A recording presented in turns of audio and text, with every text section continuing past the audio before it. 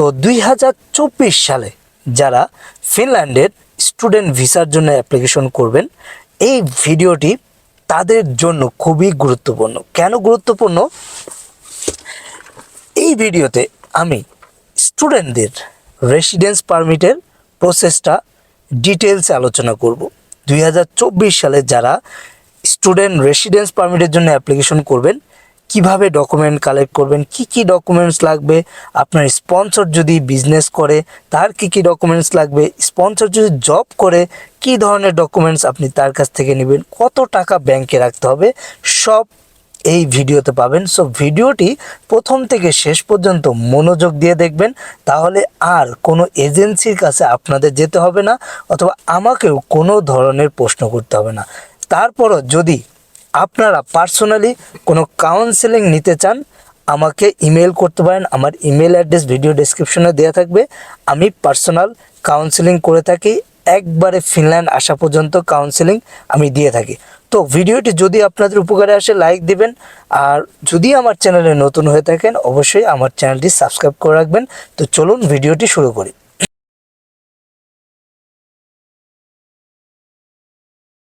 Video শুরুর আগে আপনাদের কাছে আমার একটা রিকোয়েস্ট থাকবে, যারা এবার রেসিডেন্স পারমিট অ্যাপ্লিকেশন করবেন, ফিনল্যান্ডের স্টুডেন্ট রেসিডেন্স পারমিট অ্যাপ্লিকেশন, তাদের জন্য স্টুডেন্ট হেলথ ইন্স্যুরেন্সটি কেনা, পারচেস করা একটা ম্যান্ডেটরি রিকোয়ারমেন্ট অ্যাপ্লিকেশনের জন্য। তো এই ইন্স্যুরেন্সটা আপনারা সুইস কেয়ার থেকে কিনতে পারেন। সুইস কেয়ারের লিঙ্ক ভিডিও ডেসক্রিপশনে দেওয়া থাকবে, ওখানে আপনারা যদি ক্লিক করেন, ওখান থেকে কিভাবে আপনারা এই ইন্স্যুরেন্সটি কিনবেন, কিভাবে স্টেপ বাই স্টেপ কিনতে হয় সেটা আমি দেখিয়ে দিয়েছি আমার ভিডিওতে, এবং ওই লিঙ্কটি থেকে আপনারা আপনাদের ইন্স্যুরেন্সটি পারচেস করবেন। তাহলে প্রথম স্টেপ আপনাদের কি হবে?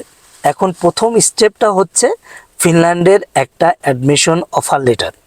ফিনল্যান্ডের ইউনিভার্সিটি থেকে একটা অফার লেটার আপনাদের থাকতে হবে। এটা হচ্ছে আপনাদের ফার্স্ট স্টেপ।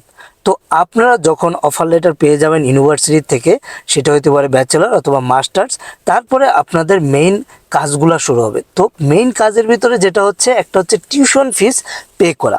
তো টিউশন ফিস আপনারা আপনাদের নিজেদের যে অ্যাপ্লিক্যান্ট, আপনার নিজের অ্যাকাউন্ট থেকে পে করতে পারেন, অথবা আপনি যেটা করতে পারেন আপনার স্পন্সরের অ্যাকাউন্ট থেকে পে করতে পারেন। তো বাংলাদেশ থেকে যারা পে করবেন তাদের একটা স্টুডেন্ট ফাইল ওপেন করতে হয় ব্যাংকে, একটা স্টুডেন্ট ফাইল। তো এখন বর্তমান পরিস্থিতিতে স্টুডেন্ট ফাইল ওপেন করা অনেক ডিফিকাল্ট। তো অনেকেই আপনাদের যারা আত্মীয় স্বজন, বন্ধু বান্ধব ইউরোপে থাকে, বা বাংলাদেশের বাইরে থাকে, বা ইউএসএ থাকে, বা অন্যান্য দেশে থাকে, তাদের মাধ্যমে আপনি টিউশন ফিসটা পে করতে পারবেন। টিউশন ফিস পে করলেন, ওকে। নেক্সট স্টেপ কি হবে? আপনার ডকুমেন্টসগুলো কালেক্ট করা। এখন আমি দুইভাবে এটা ভাগ করে দিচ্ছি। একটা হচ্ছে আপনার অ্যাপ্লিক্যান্টের ডকুমেন্টস কী লাগবে, আরেকটা হচ্ছে স্পন্সরের কী ডকুমেন্টস লাগবে। তো প্রথমে আমি অ্যাপ্লিক্যান্টের বিষয়ে আসি। তো আপনাদের হচ্ছে একটা ব্যাংক স্টেটমেন্ট লাগবে। তো ব্যাংক স্টেটমেন্ট থাকলেই তো হবে না, ব্যাংক স্টেটমেন্টে টাকা থাকতে হবে। কত টাকা আপনাদের থাকতে হবে, মানে ফিনল্যান্ডের যে লিভিং কস্ট, থাকা খাওয়ার যে খরচ, এটা কত টাকা? এটা হচ্ছে ফিনল্যান্ডের অফিসিয়াল ওয়েবসাইট অনুযায়ী 6,720 ইউরো। 6,720 ইউরো এক বছরের জন্য লিভিং কস্ট আপনার অ্যাকাউন্টে দেখাইতে হবে। আপনার স্পন্সরের অ্যাকাউন্টে এটা দেখাইলে হবে না, আপনার নিজের একটা ব্যাংক অ্যাকাউন্ট থাকতে হবে, এবং ওই অ্যাকাউন্টে টাকাটা রেখে ওইটার স্টেটমেন্ট নিয়ে ওইটা আপনার জমা দিতে হবে ফিনল্যান্ডে। আপনারা যখন অ্যাপ্লিকেশন করবেন এন্টারফিনল্যান্ডে, ওখানে আপনাদের এই ডকুমেন্টসগুলো ওখানে আপলোড করতে হবে। তাহলে কত টাকা? 6,720 ইউরো। এটা বাংলাদেশি টাকায় বর্তমানে 9 লাখ টাকার মতো আসতেছে। এই যে আপনারা আপনাদের অ্যাকাউন্টে 6,720 ইউরো বা 9 লাখ সমপরিমাণ টাকা রাখতেছেন, এই টাকাটা সোর্স অফ ফান্ড কি সেটা প্রুফ করতে হবে। সেটা প্রুফ করার জন্য যে ডকুমেন্টসগুলো লাগবে সেটা আমি স্টেপ বাই স্টেপ বলবো। তো তার আগে আমি বলে নেই, অ্যাজ এ স্টুডেন্ট বা অ্যাপ্লিক্যান্ট হিসেবে আপনার লাগবে ব্যাংক থেকে সলভেন্সি সার্টিফিকেট এবং আপনার স্টেটমেন্ট। তো স্টেটমেন্ট আপনার যদি ব্যাংক অ্যাকাউন্টটা পুরাতন হয়ে থাকে তাহলে 6 মাসের স্টেটমেন্ট নিলেই হবে। আর আপনার যদি কমপ্লিটলি নতুন একটা অ্যাকাউন্ট আপনি ওপেন করেন তাহলে প্রথম থেকে যে কয়েকদিনের স্টেটমেন্ট আপনার আছে ওইটা নিলেই হয়ে যাবে। অ্যাপ্লিকেশনের জন্য যেটা লাগবে সেটা হচ্ছে আপনার অফার লেটার, ইউনিভার্সিটি থেকে আপনি যে টিউশন ফিস দিয়েছেন এটার একটা পেমেন্ট স্লিপ ইউনিভার্সিটি থেকে লাগবে। আপনার সুইস কেয়ারের একটা হেলথ ইন্স্যুরেন্স আপনার লাগবে, আপনি অন্য কোথাও থেকেও কিনতে পারেন, তবে আমি রিকমেন্ড করবো সুইস কেয়ার থেকে কিনতে। আপনার পাসপোর্টের ফটোকপি লাগবে। সো এটা হচ্ছে আপনার ইম্পর্টেন্ট রিকোয়ারমেন্ট। আর যারা মাস্টার্সের জন্য অ্যাপ্লিকেশন করবেন তাদের ব্যাচেলর ডিগ্রির সার্টিফিকেট, আপনাদের ব্যাচেলর ডিগ্রির মার্কশিট বা ট্রান্সক্রিপ্ট এগুলো লাগবে। আপনাদের যদি জব সার্টিফিকেট থাকে জব সার্টিফিকেটও আপনারা আপলোড করতে পারেন এডিশনাল ডকুমেন্টস হিসেবে।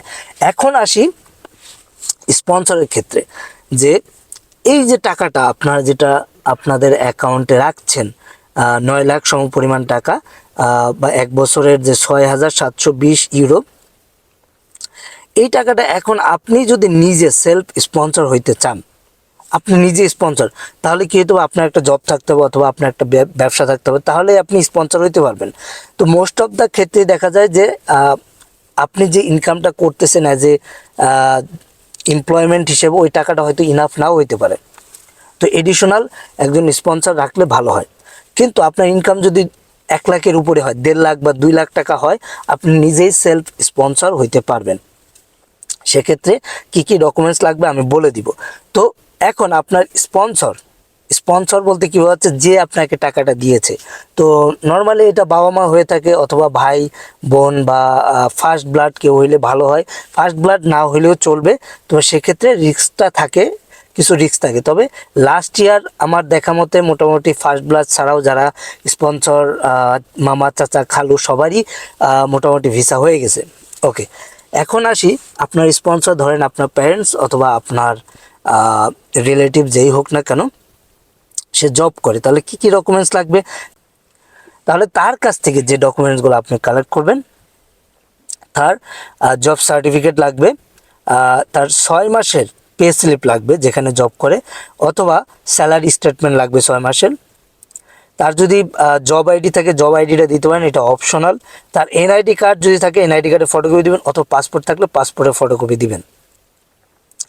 দেন এরপর হচ্ছে তার ব্যাংক স্টেটমেন্ট লাগবে, 6 মাসের ব্যাংক স্টেটমেন্ট, এবং সে যে আপনাকে টাকাটা দিয়েছে এই যে 9 লাখ সমপরিমাণ, এই 9 লাখ টাকা এই স্টেটমেন্টের ভিতরে থাকতে হবে। তার মানে এই 9 লাখ টাকা আপনার অ্যাকাউন্টে ট্রান্সফার করার পরেই আপনি স্টেটমেন্টটা তুলবেন, তার আগে স্টেটমেন্ট তুলে কোনো লাভ নেই, ওটা জমা দিলে কোনো লাভ হবে না। ওকে, 6 মাসের স্টেটমেন্ট নিলেই হবে, 1 বছরের স্টেটমেন্ট লাগবে না। একটা প্রশ্ন স্টুডেন্টরা আমাকে বরাবরই করে থাকে, যেটা হচ্ছে যে একজন সার্ভিস হোল্ডার বা যে স্পন্সর জব করে তার ইনকাম কেমন হইতে পারে, ইনকাম কি 70 থেকে 80 হাজার টাকা মাসে ইনকাম হইলে হবে কিনা।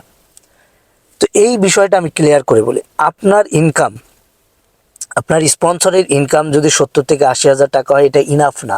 কেন ইনাফ না? আপনার ফিনল্যান্ডে 560 ইউরো লাগবে 1 মাসে থাকা খাওয়ার খরচ। 560 ইউরো টাকা 70 থেকে 80 হাজার বাংলাদেশি টাকায় হয়ে যায় 1 মাসের খরচ। তাহলে স্পন্সর যদি প্রতি মাসে 70 থেকে 80 হাজার টাকা ইনকাম করে, সে কিভাবে আপনাকে থাকা খাওয়ার খরচ দেবে? এটা কি সম্ভব? সো স্পন্সরের ইনকাম আমি বলবো 1.5 লাখ টাকা হইলে ভালো হয়, এর উপরে হলে আরও ভালো হয়। তো 1,20,000 থেকে 1,50,000-এর ভিতরে রিস্ক থাকে, বাট তারপর আপনারা এটা দিয়ে চালাইতে পারবেন। এখন স্পন্সরের ইনকাম যদি কম হয় তাহলে কি করতে পারেন? স্পন্সরের ইনকাম যদি কম হয় সেক্ষেত্রে আপনারা জমি জমা বিক্রি করে সেগুলো দলিলপত্র দেখাইতে পারেন, বা আপনাদের যদি প্রপার্টি থাকে প্রপার্টি সেলস দেখাইতে পারেন।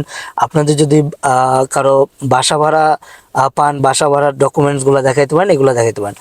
সার্ভিস হোল্ডারের জন্য আরেকটা যেটা বিষয়, সেটা হচ্ছে যে ট্যাক্স দিয়েছে কিনা। ট্যাক্স ডকুমেন্টসগুলো অবশ্যই আপনার সাবমিট করতে হবে। ট্যাক্স ডকুমেন্টসের ভিতরে কী কী থাকে? Tin certificate, tax return, tax অথবা ট্যাক্স অ্যাকনলেজমেন্ট অথবা ট্যাক্স সার্টিফিকেট, এগুলা আপনার অবশ্যই সাবমিট করতে হবে। তো এখন চলেন, স্পন্সর যদি বিজনেস করে থাকে তার কি কি ডকুমেন্টস সাবমিট করতে হবে। তো বিজনেস রিলেটেড ডকুমেন্টসগুলো আমি বলে দিই। বিজনেসের ট্রেড লাইসেন্স থাকতে হবে। ট্রেড লাইসেন্স বাংলাতে হলে সেটা ইংলিশে ট্রান্সলেট করে সেটা নোটারি করতে হবে। ট্যাক্স ডকুমেন্টসগুলো সাবমিট করতে হবে, টিন সার্টিফিকেট, এরপর হচ্ছে বিন সার্টিফিকেটটা কখন লাগে? বিন সার্টিফিকেটটা তখনই লাগে যখন আপনার ব্যবসার টার্ন ওভার 30 লাখের উপরে থাকবে, তখন আপনার বিন সার্টিফিকেটটা অবশ্যই জমা দিতে হবে। স্পন্সরের ব্যবসার উপরে যদি কোনো ব্যাংক অ্যাকাউন্ট থাকে সেটা 6 মাসের ব্যাংক স্টেটমেন্ট দিতে হবে, এবং স্পন্সর যদি পার্সোনাল ব্যাংক স্টেটমেন্ট থাকে, ব্যাংক অ্যাকাউন্ট থাকে, সেটারও 6 মাসের ব্যাংক স্টেটমেন্ট দিতে হবে। তো এই জিনিসগুলা, এই ডকুমেন্টসগুলো আপনার লাগবেই, এবং প্রতি বছরই আমি একটা ভিডিও দিয়ে থাকি এবং কমপ্লিট ডিটেলসে বলে থাকি। তো আজকের ভিডিওতে আমি কমপ্লিট ডিটেলসে বললাম। এবং আরেকটা ডকুমেন্ট যেটা আপনারা দিতে পারেন, এক্সপ্লেনেশন, যেটাকে আমরা এফিডেভিট হিসাবে জমা দিয়ে থাকি অনেক স্টুডেন্টরা। এফিডেভিটে সব কিছু ডিটেলসে লেখা, কী ধরনের বিজনেস, কী রকম বিজনেস, কীভাবে টাকাটা আসলো, এই ডিটেলসগুলো আপনারা এফিডেভিটে ডিটেলসে লিখে সেটা আপনারা সাবমিট করতে পারেন। এতে ইমিগ্রেশন অফিসারদের জন্য আপনাদের ফুল ডিটেলসটা বোঝা অনেক ইজি হবে। তো গাইজ, যদি আমার ভিডিওটি ভালো লেগে থাকে, লাইক, সাবস্ক্রাইব এবং শেয়ার দিয়ে আমার সাথে থাকবেন। এবং আপনাদের যদি কোনো পার্সোনাল কাউন্সেলিং লাগে আমাকে ইমেল করতে পারবেন। ইমেল অ্যাড্রেসটি ভিডিও ডেসক্রিপশনে দেওয়া থাকবে। ধন্যবাদ সবাইকে, ভালো থাকবেন, এবং আবারও সুদূর ফিনল্যান্ড থেকে সবাইকে শুভেচ্ছা। আসসালামু আলাইকুম।